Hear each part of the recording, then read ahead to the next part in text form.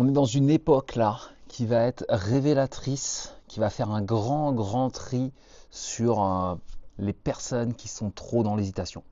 Aujourd'hui, il y a deux types de personnes. Tu as ceux qui, malgré les difficultés, malgré le contexte économique, malgré les zones d'incertitude, restent leaders, restent dans la possession de ce qu'ils vont faire. Et il y a ceux qui subissent. Et je le vois tous les jours, ça s'est accentué ces dernières années. Tu as ceux qui ont tendance à toujours vouloir être plus rassurés, avoir plus de certitude, avoir plus de contrôle sur les choses. Et ces gens-là sont les gens qui sont le plus passifs, sont les gens qui sont le plus dépendants de facteurs externes, facteurs économiques, le gouvernement, la situation géopolitique, etc.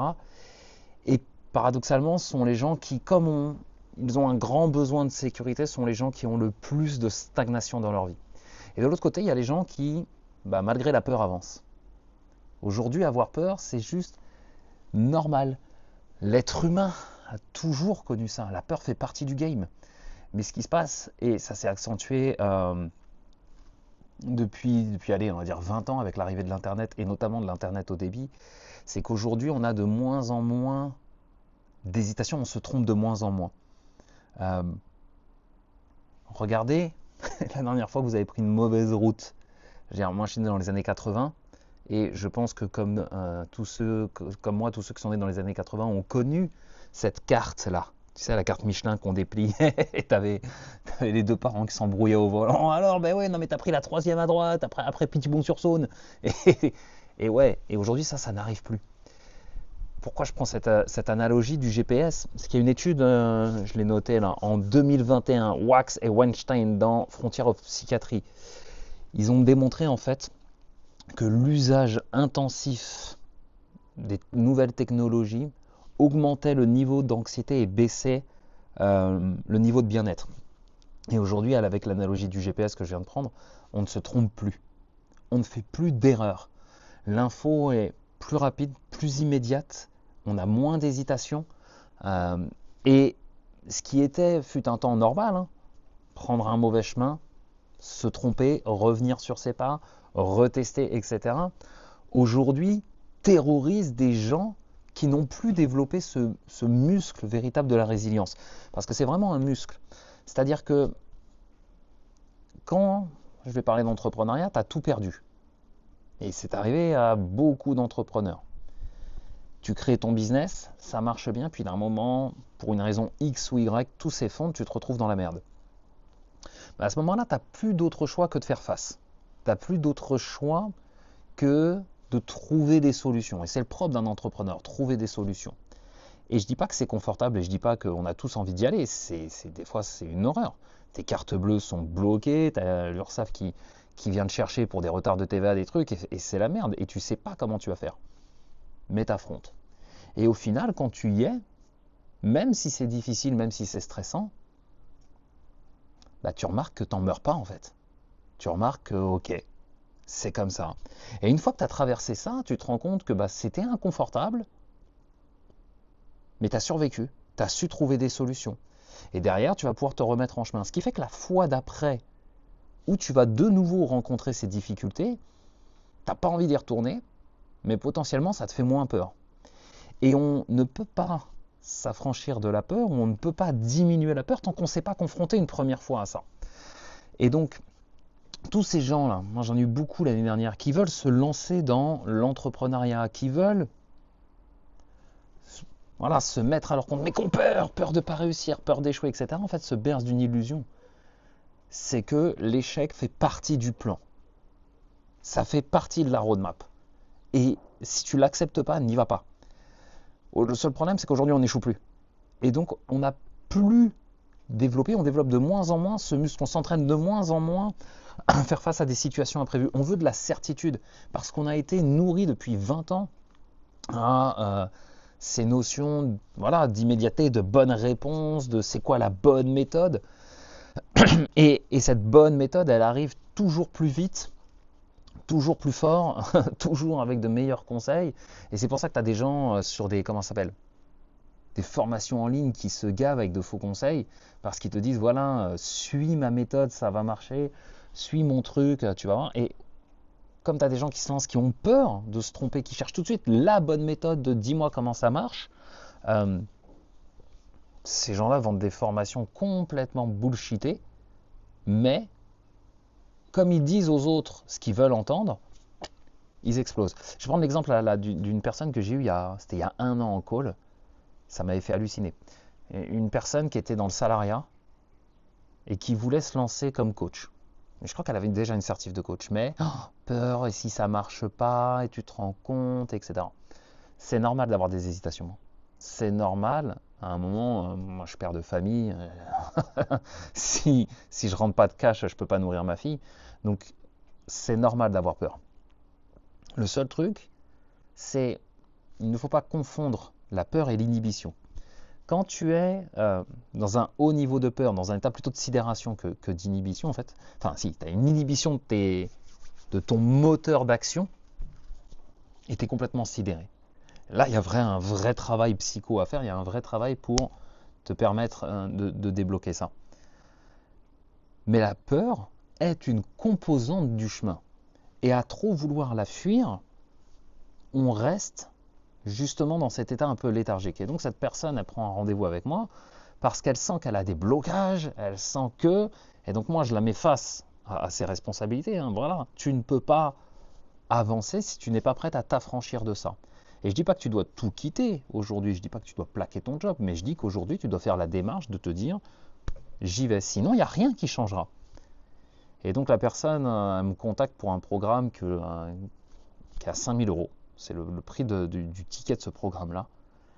Et elle est là, et je sais qu'elle a les finances. Je sais qu'elle a une trésorerie qui lui permettrait de financer ça et tout. Et je la vois derrière l'écran, mais c'est hallucinant. Et elle me pose cette question, elle me dit, est-ce que je suis prêt à débourser 5 000 € pour mener la vie de mes rêves? J'ai halluciné. Bien sûr que le problème il est plus profond, bien sûr que le truc il est pas en surface, tous les commerciaux le savent. Mais le simple fait de formuler la question comme ça, j'avais envie de lui mettre un taquet, lui dire mais comment toi, en plus tu veux être coach, comment toi peux-tu juste oser formuler cette phrase? Est-ce que je suis prêt à payer 5 000 €? 5 000 €, je ne suis pas là pour dire cette somme c'est rien, c'est conséquent, chacun voit midi à sa porte, mais c'est est-ce que je suis prêt à payer pour ma vie de rêve? Mais en fait, abandonne tout de suite. Abandonne, va te mettre en PLS dans un coin, attends que la sécurité sociale vienne te payer, puis voilà. Comment veux-tu inspirer des gens? Comment veux-tu toi devenir vrai leader de ta vie ou créer des choses si dès le début tu te poses même cette question, est-ce que ma vie de rêve vaut la peine que je me donne les moyens d'y arriver? Et pour moi, c'est tout à fait révélateur d'une société dans laquelle nous sommes aujourd'hui qui, à trop vouloir donner de certitude, à trop vouloir donner d'immédiateté, etc., va mettre les gens dans un système de plus en plus dépendant d'une technologie, dépendant d'un gouvernement, enfin voilà, les gens perdent complètement leur pouvoir de décision. Et 2025 va vraiment remettre les pendules à l'heure. À l'heure où une IA aujourd'hui est de plus en plus présente, où elle se trompe de moins en moins, tous ces gens qui sont dans l'hésitation, etc., vont complètement se faire bouffer. Parce qu'aujourd'hui, les gens ont peur d'être remplacés par l'IA, ils vont être remplacés par ceux qui maîtrisent l'IA, ou en tout cas par ceux qui sont capables de prendre des décisions. Une IA aujourd'hui, même si on voit des agents, etc., elle prend des décisions relativement mineures. Mais là où va se faire la différence, aujourd'hui en tout cas dans les connexions humaines, c'est justement sur cette capacité de leadership. Face à des gens qui vont avoir de plus en plus peur, on va avoir besoin, diamétralement opposé, de gens de plus en plus leaders. Il va y avoir une vraie clash. C'est-à-dire que ceux qui sont aujourd'hui en train de se vautrer là-dedans, en train de nourrir une peur de plus en plus paralysante, vont clairement déchanter. Et ceux qui sont aujourd'hui dans le leadership, qui testent, je ne dis pas qu'ils réussissent, je dis qu'ils testent, qui sont un peu les premiers de cordée qui montrent l'exemple, qui acceptent d'avancer malgré le manque de certitude, qui prennent des risques, etc., ce ne sont pas forcément ceux qui vont sur le court terme le plus réussir, puisque le monde est très incertain, mais sur le long terme, ce sont ceux qui vont développer une compétence clé et majeure du monde dans lequel on se dirige, c'est justement cette capacité de leadership, cette capacité d'embarquer les gens, cette capacité à fédérer les autres. Et alors tous ceux-là qui sont dans des métiers de la relation, des métiers du coaching, des métiers de l'accompagnement, des métiers où justement on a besoin un peu d'insuffler de l'énergie à ceux qui nous suivent, si nous-mêmes on n'est pas prêt à se challenger, c'est la mort assurée. C'est la mort assurée. Donc mon analyse là sur ce qui est en train de se passer et sur l'IA et sur le monde de demain, c'est que tous ceux qui vont développer leur fibre leadership, leur fibre de meneur, tous ceux qui vont être capables de prendre des décisions, de se péter la gueule, de se relever et surtout d'avancer malgré la peur, sont clairement ceux demain qui vont être les maîtres du game. Ce sont ceux qui vont être les plus indépendants car ils vont s'affranchir justement de ce besoin d'être constamment bordés par une IA, par une technologie qui va les rassurer, par un gouvernement qui va les chapeauter, leur dire quoi faire. Ça va être les terroristes intellectuels de demain, hein, clairement. Mais en tout cas, aujourd'hui en 2025, développer son leadership, sa capacité à connecter à l'humain, sa capacité à se challenger, à voir ses peurs, à avancer malgré tout, c'est la compétence à développer en priorité, tant le monde va être incertain. Et ça commence par une petite action toute simple, hein, c'est prendre des décisions. Bonne ou mauvaise, c'est prendre des décisions, c'est s'affirmer. Pour info, là, moi, pour des raisons perso, j'ai un peu mis mon business en pause ces derniers temps. J'ai eu besoin de prendre du recul et j'ai pris un job de freelance. Je me suis pris quelques missions freelance. J'avais besoin de voir autre chose.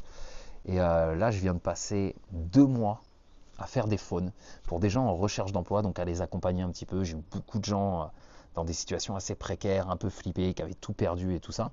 Donc ça m'a fait du bien de pouvoir accompagner ces gens-là. Et j'ai observé vraiment cette notion de léthargie où tu as des gens qui sont en recherche d'emploi, ça ne se décante pas. Nous, on avait des solutions pour les accompagner et les gens sont là, ah bah je sais pas, je vais réfléchir. Mais tu vas réfléchir à quoi? T'as plus d'argent, tu es au bord du gouffre et tu es encore là en train de vouloir réfléchir. Non, non, non, non. Il n'y a pas à réfléchir, tu dis oui ou tu dis non. Et si c'est non ou si tu as des doutes, t'es pas dans je veux réfléchir. Construis, pose une question à la personne qui est en face de toi, sois moteur de la vie que tu vas mener dans quelques temps. Et il ne s'agit pas d'être passif et de dire, voilà, pour tous ceux qui ont vendu des produits un jour, tu le sais, quand tu as un prospect face à toi, qu'elle est en train de, ah bah je vais réfléchir. Mais il ne va pas réfléchir, il va psychoter. Et tu le vois direct, la nuance entre les gens qui sont dans le ah je vais réfléchir et qui vont en fait nourrir leur peur, et les gens qui sont dans la construction, qui vont te poser des questions, qui vont dire ok, c'est quoi le truc, moi j'aime pas ça, et qui vont à un moment s'affirmer, qui vont à un moment te dire non c'est pas pour moi, oui c'est pour moi. Et ce sont ces gens-là qui demain vont tirer leur épingle du jeu. Donc si toi aujourd'hui tu as tendance des fois à être un peu trop dans l'hésitation, le premier truc que tu peux faire, c'est commencer à prendre des décisions. Commencer à prendre ton pouvoir et à affirmer. Affirmer ce que tu ressens, affirmer tes doutes, affirmer tes craintes, affirmer tes peurs et en parler autour de toi et prendre la responsabilité de ça. C'est super important de prendre la responsabilité de ce que tu ressens, de tes peurs, plutôt que de les éjecter, les déléguer sur un système externe. Oui, mais tu comprends le système, oui, mais tu comprends l'incertitude, oui, mais rien à foutre. Rien à foutre du paramètre externe qui est important, et ce sur quoi tu vas pouvoir avancer, c'est qu'est-ce que toi tu es prêt à mettre sur la table pour avancer, indépendamment du contexte. Oui, on n'est pas dans un contexte économique, on n'est pas dans un contexte politique rassurant, et alors, qu'est-ce qu'on fait? On reste là à attendre que les choses changent, ou est-ce qu'on se met en mouvement, ou est-ce qu'on prend notre pouvoir de décision, et est-ce qu'on se bouge? Dernier petit truc que j'observe, mais moi, j'ai des gens qui sont dans mon audience, qui me suivent depuis des années, qui essayent de mener une activité de coach. Et c'est hallucinant. Il y en a qui n'y arrivent pas. Bah, écoute, c'est malheureux. C'est parfait. Enfin, c'est parfait. C'est comme ça. C'est pas parfait, justement. C'est comme ça. Mais ce que j'observe, c'est que ces gens-là sont là à se plaindre que la situation évolue pas. Et ils font rien. Ah, mais j'ai plus d'argent. Je suis au RSA, c'est la merde. T'as repris un job. Est-ce que tu es allé postuler? Tu as fait quoi pour te sortir de là? Rien. Non, t'attends. Tu fais toujours la même chose en espérant avoir un résultat différent. Tu t'es absolument pas bougé le cul pour redresser tes finances et te remettre dans une stabilité émotionnelle. Et tu es là à te plaindre que ah oui, mais tu comprends, le patriarcat, l'âge de la retraite, le gouvernement. Non, rien à foutre. Rien à foutre. Qu'est-ce que toi tu vas faire avec les cartes que tu as en main, quelles qu'elles soient, pour avancer? Et si ta situation ne te plaît pas, c'est à toi qu'il appartient de te bouger le cul pour te sortir de là. Et ça passe avant tout par commencer à prendre des décisions. Donc moi je te challenge, tu peux me mettre en commentaire, là c'est quoi la décision que tu vas prendre, les premiers actes de leadership qui vont te permettre de récupérer ton propre pouvoir de décision et in fine qui vont pouvoir te permettre de faire face à tes peurs et de les franchir. C'était mon inspiration du jour, à très bientôt.